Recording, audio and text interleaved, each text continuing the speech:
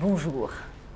L'idée ici est d'aborder de façon très simple l'estime de soi. Alors avant de l'aborder, j'ai une petite question à vous poser. Savez-vous ce qui fait que vous estimez telle ou telle personne? Essayez juste de réfléchir 30 secondes pour répondre à cette question.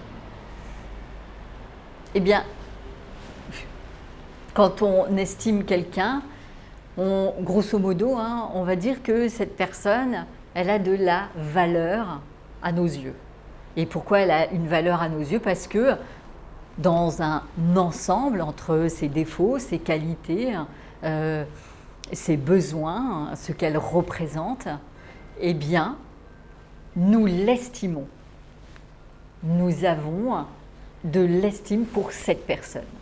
Eh bien, l'estime en soi, c'est exactement la même chose. Ça va être la valeur que je me porte à moi-même. Et pour avoir une conscience de la valeur que je me porte, il va falloir passer par la connaissance de soi. Et la connaissance de soi, c'est un vaste sujet, mais qu'on va simplifier aujourd'hui pour pouvoir asseoir l'estime de soi. Et quand on va parler de connaissance de soi, on va évoquer eh bien, le fait de connaître nos besoins, de connaître nos valeurs importantes pour nous.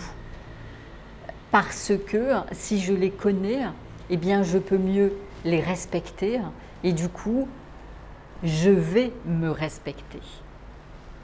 Ensuite, ça va être d'avoir une vision d'ensemble de mes forces, de mes faiblesses.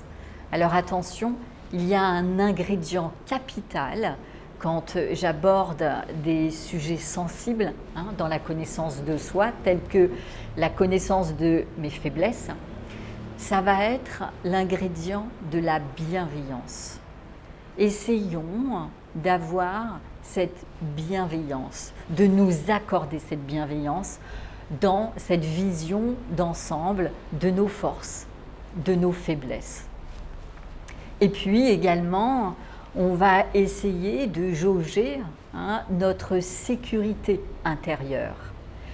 Et pour cela, je vous renvoie à la vidéo qui parle de la confiance en soi, la vidéo numéro 1 de la confiance en soi, pour savoir de quoi je parle quand je parle de sécurité intérieure. Tous ces ingrédients vont nous permettre d'asseoir un peu plus à chaque fois l'estime de soi.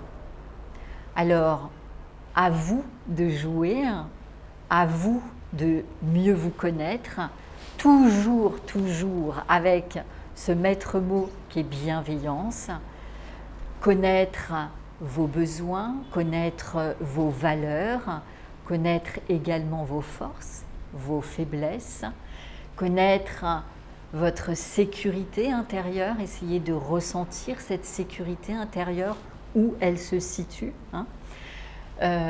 pour pouvoir asseoir de plus en plus et de mieux en mieux cette estime de soi. Alors, je vous souhaite une belle pratique avec énormément de bienveillance. Je vous dis à très vite.